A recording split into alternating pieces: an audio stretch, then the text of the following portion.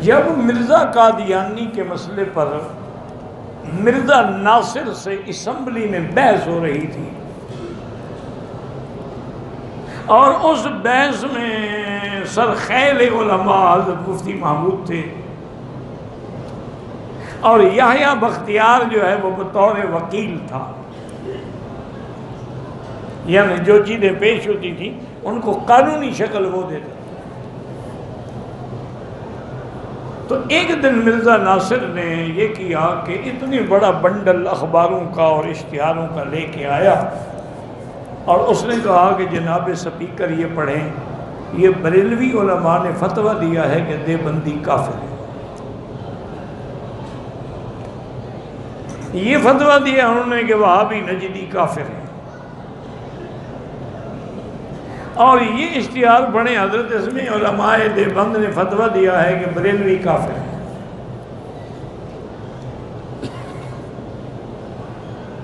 اور اسی طرح یہ اشتہار دیکھیں، اس میں اہل سنت نے فتویٰ دیا ہے کہ شیعہ کافر ہے،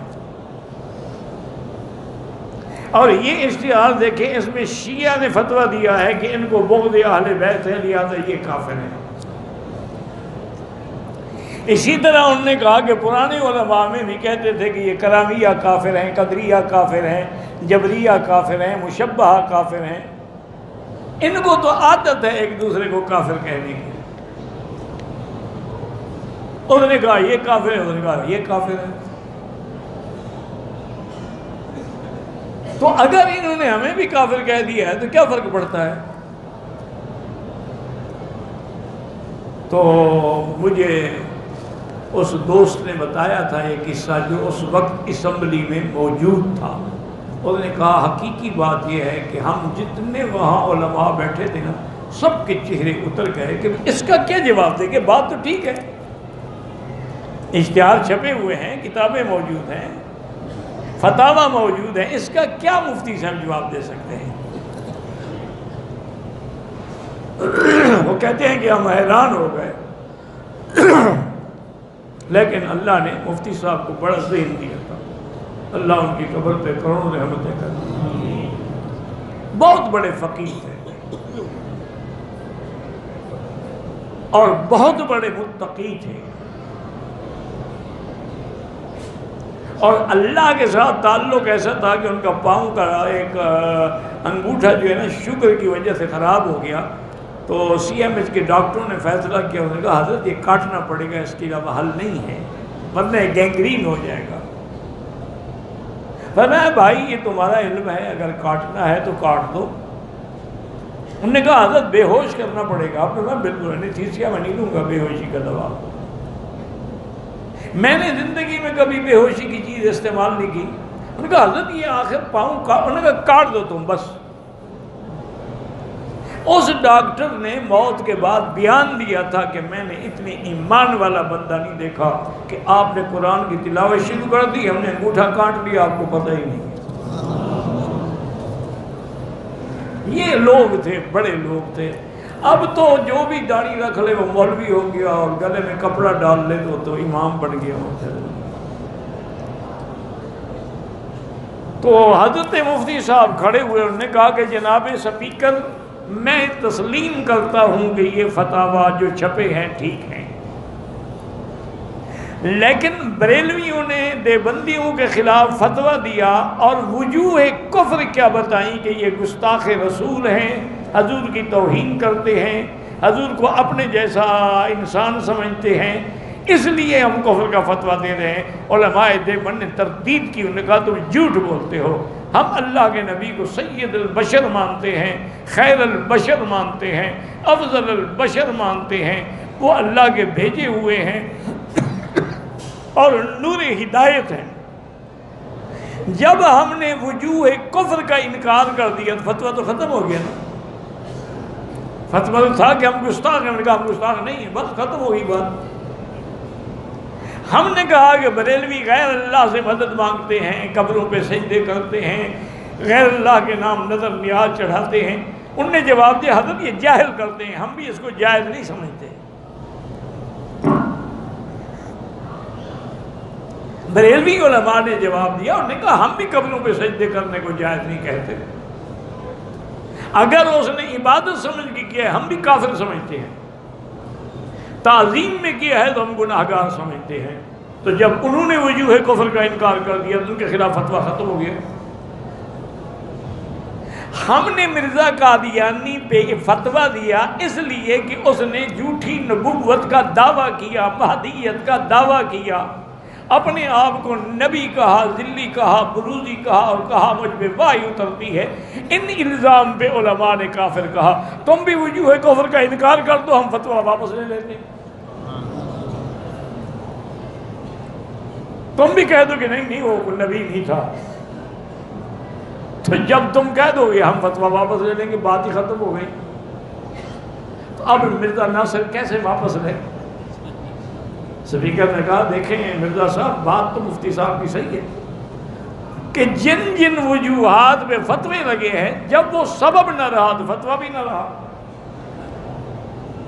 لیکن تم لوگوں پہ جو فتویٰ لگا ہے وہ تو سبب باقی ہے، لہذا تم سے یہ فتویٰ واپس نہیں لیا جا سکتا۔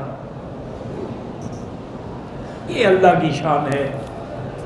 حضرت عطاء اللہ شاہ بخاری رحمۃ اللہ علیہ فرماتے تھے کہ ہم نے بڑی تحریکیں چلائی، جیلوں میں گئے، 10,000 جوان شہید ہوئے، لیکن ختم نبوت کا مسئلہ حل نہ ہو سکا۔ لیکن اللہ کی شان ہے کہ اللہ نے حضرت بن نوری اور حضرت مفتی صاحب کی قیادت میں یہ مسئلہ حل کر دیا۔ تو ہمیں بعد میں سمجھ آئی کہ ہماری اسٹریٹ پاور تو تھی لیکن اسمبلی میں ہم نہیں تھے، جس وجہ سے ہم ہار گئے۔ یہاں اسمبلی میں بھی تھے اور باہر بھی تاریخ چل رہی تھی، لہذا فیصلہ الحمدللہ ختم نبوت کے حق میں ہو گیا۔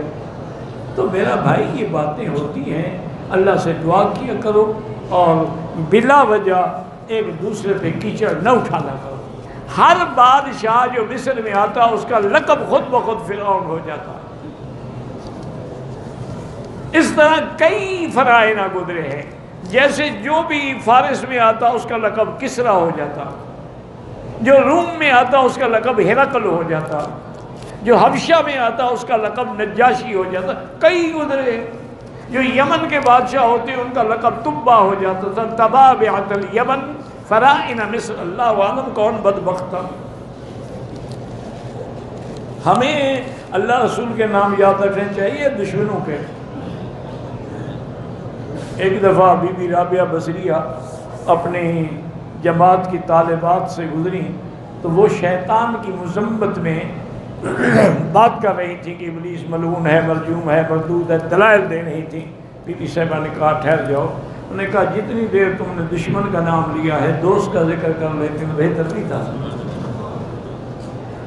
جتنی دیر تم دشمن کا نام لے رہی ہو، چھوڑو دشمن کو، تم اللہ کا نام لو۔ ملعون ہے، پتہ ہے ہمیں ملعون ہے۔ ہر پیغمبر اپنی قبر میں حیات ہے۔ نہیں، آپ کا کیا خیال ہے کہ معراج والی رات حضور پاک نے مسجد اقصیٰ میں انبیاء کو نماز پڑھائی ہے کہ نہیں پڑھائی؟ ہاں جی، وہ روح تھے۔ اگر روح تھے تو نظر کیسے آ رہے تھے؟ روح تو لطیف چیز ہے۔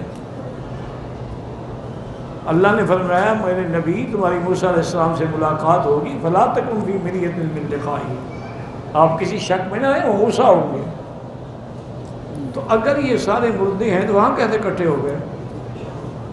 خدا کے بندو عقل کیا کرو، یہ دوسرے عالم کی باتیں ہیں، ان کو اس عالم میں حوالے نہ دیا کرو۔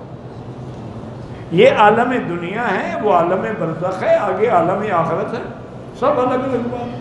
یہاں تم سے ایک عورت نہیں سنبھالی جاتی، جنت میں 70 ہوں گی۔ اونٹ کے گوشت کھانے کے بعد غسل نہیں کرنا پڑتا۔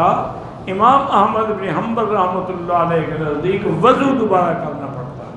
وہ کہتے ہیں کہ اس میں دسامت ہوتی ہے، اس لیے وضو دوبارہ کریں۔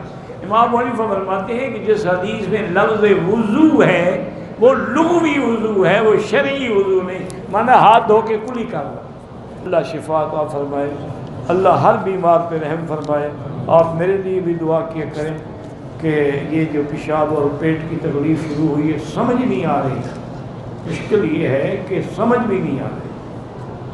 یہاں کے جو بڑے بڑے ڈاکٹر ہیں ان سے بات کی، انہوں نے کہا جی کہ جب تک ہم ٹیسٹ نہیں کریں گے نا فیصلہ نہیں کر سکتے۔ ایک تو آپ کے بلڈ کا ٹیسٹ ہوگا، ایک آپ کے یورین کا ٹیسٹ ہوگا، سٹول کا ٹیسٹ ہوگا، یعنی باؤل اور براز کا ٹیسٹ ہوگا۔ وہ میں نے کرا دیے، وہ سارے ٹھیک ہیں، سب نارمل ہیں، ان میں کوئی چیز بھی نہیں، کوئی انفیکشن نہیں تھی۔ میں نے کہا جی اب بتائیں، میں نے کہا جی اب سمجھ نہیں آتی۔ میں نے کہا آخر کوئی حل؟ انہوں نے کہا حل یہ ہے کہ 8-10 دن صبر کریں، برداشت کریں، اس کے بعد بھی اگر یہ ٹھیک نہ ہوا تو پھر انڈوسکوپی کرنی پڑے گی ہمیں اندر ڈال کے کیمرہ، کہ کیا مشکل کیا ہے۔ وہ انڈوسکوپی بھی ایک امتحان ہے، اس میں بھی بے ہوش کیا جاتا ہے، اللہ معاف کرے۔ نہیں آپ کو کیا پتا ہے کہ نہیں کرتے، وہ یار جو بے ہوش نہیں کرتے وہ معمولی ہوتی ہے، جس کا اندر بلور ڈالنا ہوتا ہے اس کو بے ہوش کرتے ہیں، میں زیادہ جانتا ہوں۔ بہرحال دعا کریں اللہ وہ وقت نہ لے آئے، اللہ قادر ہے ایسے شفا عطا فرما دے، وما ذلک علی اللہ بعزیز۔ میرا پاسپورٹ گم ہو گیا ہے، اللہ پاک آپ کی مدد کرے، سورۃ والضحیٰ پڑھ کے دعا کیا کرو، اور یہ جو آیت ہے نا ووجدک ضالا فہدی، اس کو بار بار پڑھیں، انشاءاللہ جلدی مل جائے۔ حضور پاک نے ایک دفعہ نہیں ہزاروں بار ہاتھ اٹھا کے دعا کی ہے۔ اب ضد کا کیا علاج ہے؟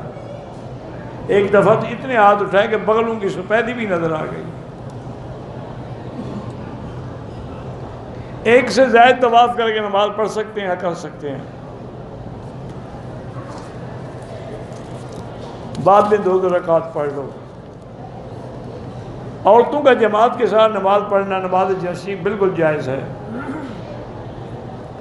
بالکل اسی طرح حضور کے زمانے میں بھی مرد عورتیں اکٹھے طواف کرتے تھے اور صفا دوڑتے تھے،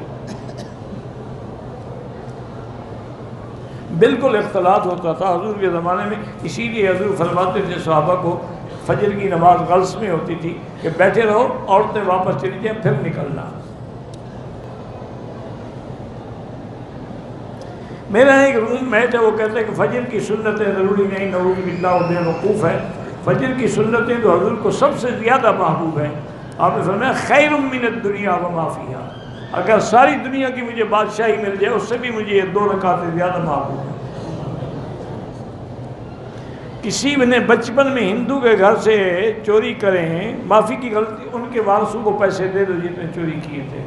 چوری حرام ہے، ہندو کے گھر سے اور سکھ کے گھر سے، مسلمان کے گھر سے چوری، ڈاکہ مارنا یہ کوئی اسلام کی یاد؟ جتنی چوری کی تھی نا اتنے پیسے اگر اس ہندو کے وارث ہیں ان کو دے دو، نہیں ہے خیرات کر دو۔ اللہم صلی علی سیدنا محمد وعلی آل سیدنا محمد مبارک وسلم۔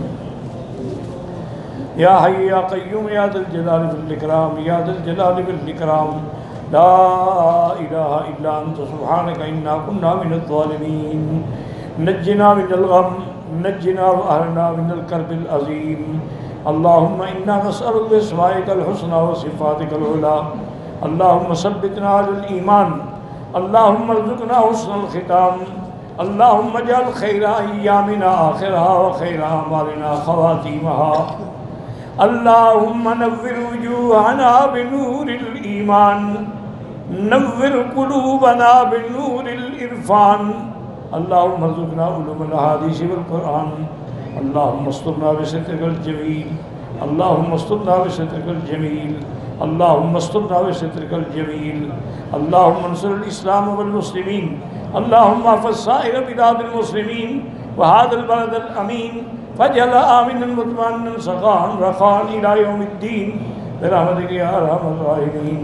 یا اللہ اپنا شوق عطا فرما، اپنا ذوق عطا فرما، یا اللہ حضور کی سنت کے مطابق عمل کرنے کی توفیق عطا فرما، یا اللہ بیماروں کو شفا عطا فرما، یا اللہ ہماری ظاہری باطنی روحانی جسمانی بیماریاں دور فرما، یا اللہ بے حیاؤں کو حیا عطا فرما، بے اولادوں کو اولاد صالح عطا فرما، جن کی اولاد ہیں ان کو صالح بنا، جن کے گھروں میں بچیاں ہیں اللہ ان کے رشتے آسان فرما، بے روزگاروں کو روزگار عطا فرما، قرض داروں کے قرض عطا فرما، یا اللہ ہمیں مانگنا نہیں آتا بغیر مانگے عطا فرما، یا ارحم الراحمین پورے عالم میں جتنی مسجدیں ہیں، مدارس ہیں، دین کے ادارے ہیں، دین کے افراد ہیں، دین کی جماعتیں ہیں، ان کی قدم قدم پہ حفاظت فرما، یا اللہ پوری دنیا میں جہاں جہاں دین کے اجتماع ہیں کامران و کامیاب فرما، یا اللہ مسلمان فلسطین میں ہیں، حلب میں ہیں، شام میں ہیں، کشمیر میں ہیں، عرب میں ہیں، عجم میں ہیں، افغان میں ہیں، ان کی جان مال آبرو عزت کی حفاظت فرما۔ ربنا تقبل منا انك انت السميع العليم وتب علينا انك انت التواب الرحيم، وصلى الله تعالى على خير خلقه سيدنا محمد وعلى آله وصحبه اجمعين، اللهم صل على سيدنا محمد وبارك وسلم عليه۔